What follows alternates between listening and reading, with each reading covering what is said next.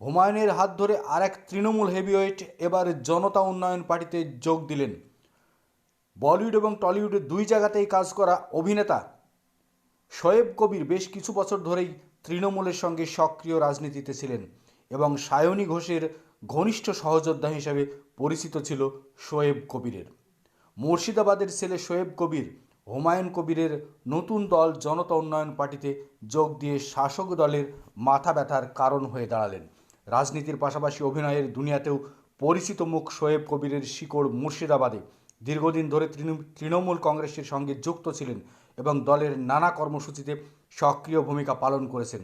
তবে সম্প্রতি হুমায়ুন কবিরের তৈরি জনতা উন্নয়ন পার্টি ঘিরে যখন রাজনৈতিক মহলে চর্চা তুঙ্গে, ঠিক তখনই তৃণমূল কংগ্রেস ছাড়ার সিদ্ধান্ত নিয়েছেন শোয়েব।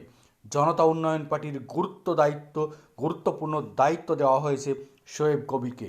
জনতা উন্নয়ন পার্টির জাতীয় মুখপাত্র করা হলো শোয়েব কবিরকে। তৃণমূল ছেড়ে শোয়েব কবির জনতা উন্নয়ন পার্টিতে যোগদানের পরেই কার্যত মাথা ধরল শাসক দলের।